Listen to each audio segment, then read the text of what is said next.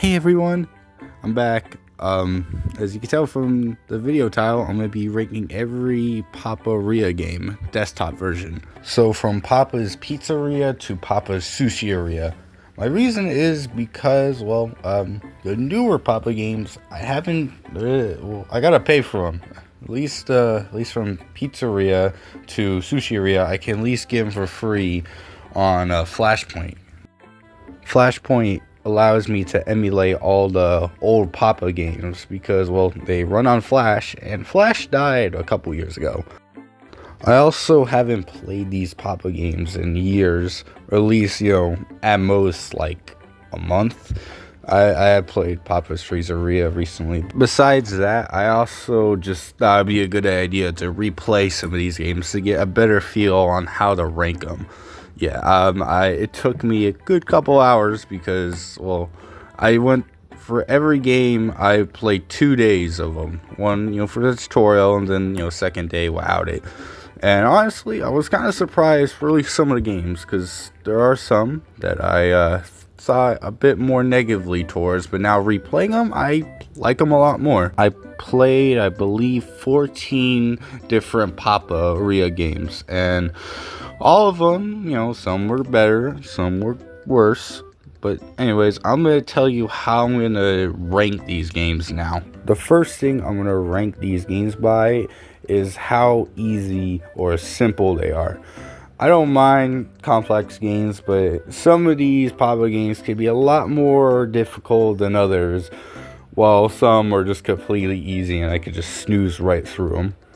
The second way I want to rank them is the atmosphere. Certain games kind of don't really fit in the series, especially if the atmosphere kind of lacks really badly.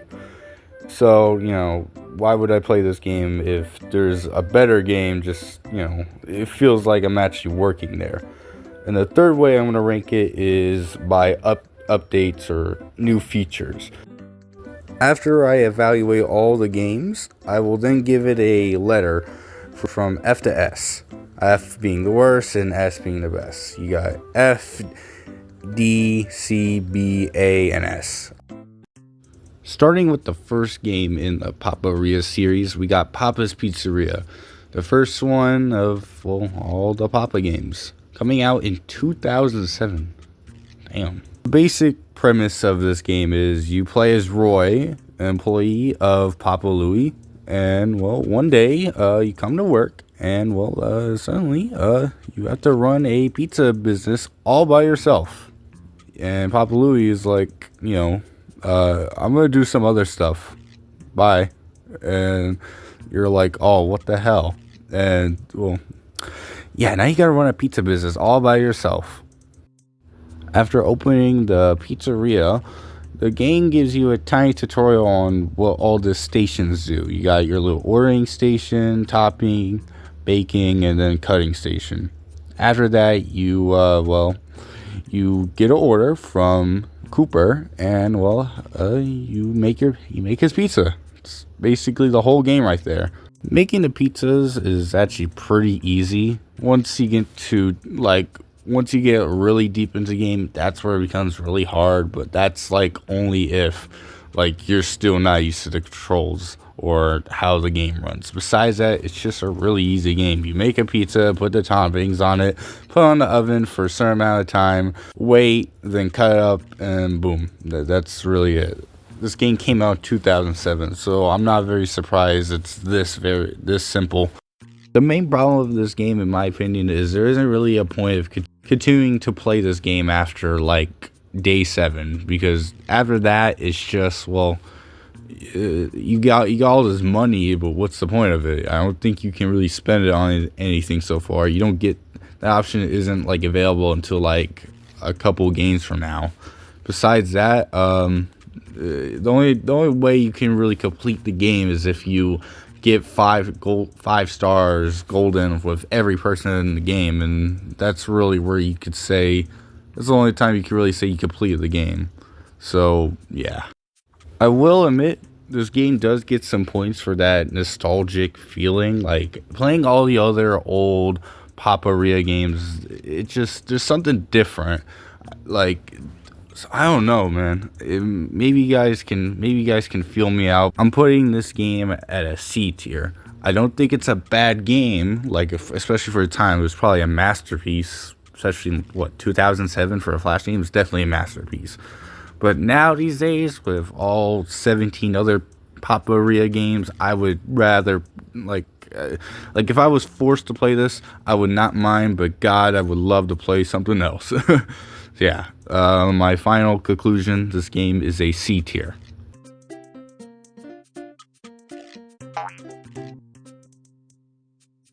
The second game in the series is Papa's Burgeria. This game is a bit special because, well, it has new features. Like you see on the screen, there's 3. You can pick your character, and because of the version I'm playing on, I can play as Papa Louie, which is kind of cool. If I chose the other 2 people, the story is they follow the treasure map, and the reward is they get to work at this cool burger joint that they're forced to work at for some reason. The main thing about this game, besides having the choice to pick your character, is you now have a shop to spend all your money. I swear the shop was in Takomiya, but I forgot. Oh well. Compared to Papa's Pizzeria, I feel like Burgeria is even easier. If you see on the bottom, there's only 3 stations instead of 4. You got an ordering station, cooking, or I guess grill station, and build station. That's it. There's nothing else. There's no 4th. I think this is like one of the few games where you only have 3 stations. I think the only other one at least to my memory that has this is Pancakeria, but that's like to a certain point. Similar to Papa's Pizzeria, this game starts to get stale after day 7, maybe a bit later. In my opinion, the only reason why this game doesn't get as stale as fast as Pizzeria is because of all the money you gain. You can actually spend it and get some benefits off of it. For example, you can get a better spatula, or you can cook your burgers faster. You can also get a different hat. Like, I think there's a crown hat that costs a lot of money. So at least it's something else besides just endlessly ordering and making food. So that's better. But still, in my personal opinion, this game is it's just Papa's Pizzeria, but a bit easier, but still just you're waiting around just making food. This game does have like an end goal, like similar to Pizzeria again. You just have to get 5 stars golden with all the characters or your customers you serve. And after that, depending on if you play as, the normal default characters, you get to meet Papa Louie and serve him. And I guess after you serve him, that's basically the end of the game. If you play as Papa Louie, you serve as the guy of this game. And like that, you're basically at the end of the game at that point.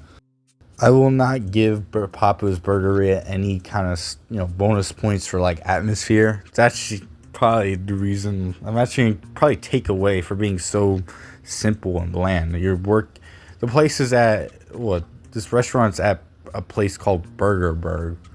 That's pretty basic, and the shop inside is pretty just simple. I mean, this looks like, am I working at McDonald's or am I working at Papa's Burgeria?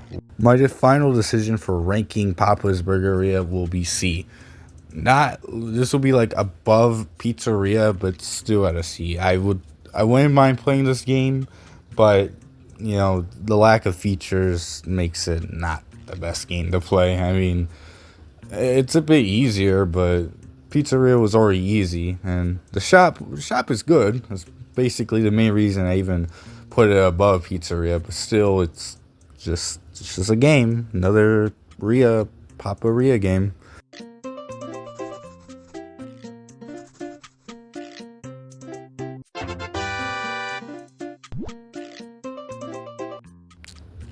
Next game we got is Papa's Takomiya, the third game of the cool Papa Ria franchise. In this game, well, as you can tell, you make, tacos. Hence the name Taco Mia. The whole story with this game is your character is in a taco eating contest, and basically he has to outlast 2 other people, and whoever is the last one standing gets the huge big prize at the end. As you can tell from the little video, it's a hard fought battle that lasts until night, and eventually our character wins. Wow, that's so shocking. After winning the taco contest, our cool guy gets to see what the prize is. Employment. Wow, I love employment. All jokes aside, Papa's Taco Mia actually has some new stuff. One of the main things is you now have closers and also the food critic. Basically, in this game, closers are just slightly harder customers. If you mess up your order a bit, usually a normal customer wouldn't mind, but if, let's say, in this game, you slightly burnt the meat on the taco, well, the closer is going to be a bit more annoyed with it, and you're going to lose points. God forbid you make 2 mistakes, because you might get a really bad score for it. The food critic is also another version of the closer. The only difference is if you do good on your order with the food critic, you actually get a small bonus because he puts a ribbon on your little counter saying, hey, this person is good at cooking. And so you just get a bonus and money. Another important feature in the Papa Mia game is you now have unlockable ingredients. If you notice, when I'm putting toppings on the taco, there are certain spaces where there's just nothing. As you play the game more, you unlock more secret little ingredients. Obviously, these will these are for certain customers. There's also one last main feature about this game that's pretty important. You now have weekly paychecks. Basically, as you level up, at the end of the week, you will get a big bonus of a paycheck. So, for example, if you were level 1 and you somehow were level 1 from day 1 to 7, you would get $100. I believe this increases by $5 each time you rank up. So, if you ranked up, if you're now at rank 5 by the time day 7 comes around, you get like $120.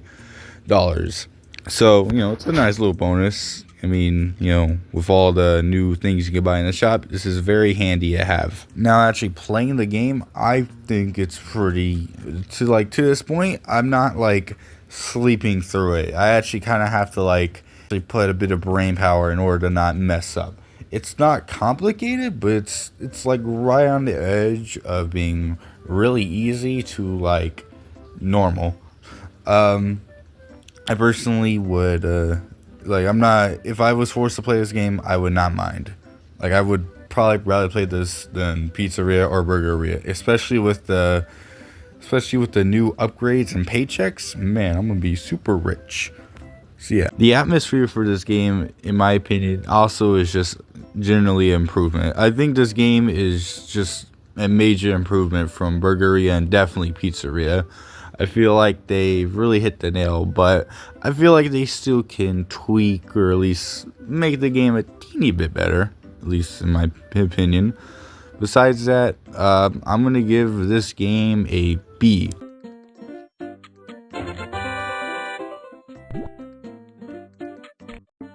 The next game on our list is probably one of the all-time classics, or depending on you, who are the best game of the whole Papa Ria series. We have Papa's Freezeria. Yeah, I'm gonna try not to sugarcoat this game, but in general, this is just a good game. But the whole premise of this story is your character goes on this island, gets a job, says it's really easy, stress-free, blah blah blah. Character gets introduced to the shop by Papa Louie. Papa Louie has a go. And right as your character's about to get settled, he sees something. A ship. And this ship has a lot of people and customers. And your character is not very pleased about this. Yeah, that's really the whole story. One of the main things about this game, I feel like that very few other, Papa games really replicate it, is the atmosphere. Usually I would talk about the features first, but the atmosphere of this game is probably the best. I feel like the whole Freezeria with, tropical island, drinking what? I think these are like milkshakes or something like that. It feels very right. Plus you also have, this is like the first game I believe has their own custom little music. Like each game will always have their own custom music in the main menu, but like throughout the whole game, it has this tropical vibe, like Wii Sports Resort, if you ever played that before. The features this game has, well, it may not be as many compared to Takumi. Takumi introduced a lot of key features that continued to be in every other Papa game. But this one just improved what they've already had. For example, you have even more unlockable ingredients. You have according to Wikipedia, you have over 100 things to buy and decorations. In Papa's Takumi, when you bought decorations, it went to certain places. There was no you couldn't just randomly place them anywhere. For example, in Papa's Freezeria, you could place arcade machines anywhere, no matter what. Now, before that, it was just in a fixed place. This was also the first Papa Ria game to have the ability to cook stuff faster, or at least in this case, blend things faster. Which, if you're someone who just wants to get the day done, or you're speedrunning, or just in general, is probably one of the most useful abilities. I thought this feature was in Burgeria, but that was just to add an extra stove to cook on. But, still, this is probably one of the best features they could have ever added in any game. Especially this early on, they just have it everywhere. I will also admit this game is pretty easy. I mean, even on like the hardest days, this game is still just, you don't even really need to try that hard to complete it. I mean, so it's like Burgeria for me, and even Pizzeria, it's still kind of really easy. This is one of the few games that I really went deep in. I believe I was like ranked 20 or 30 on To Go. I will also say this game probably is the most successful Papa game, because this game has a mobile version and HD version. And also is the only Papa game to have a deluxe edition. Basically, if you didn't know, if you go on Steam right now and look up Papa's Freezeria, it will show Papa's Pizzeria Deluxe Edition, which, like any game, any Papa game you have to pay for, it just adds more stuff. I guess it changes a couple of things. I think you have like a food truck now, but I think it's something, I don't know. Besides that, I believe this game deserves an S tier. I think you could show this game to anyone, even people who hate this series with a passion, will even like this game. It's easy. The atmosphere is probably one of the best out of the whole series. All the basic core features you would see in future games are in this game, so I think it kind of deserves it. So, S tier. I feel it. I feel the fumes coming out of it, bro. It's not that bad. It's not that bad. Just do it, bro. Just do it, bro. Well, that's just not bad. Styling, bro. Just do it.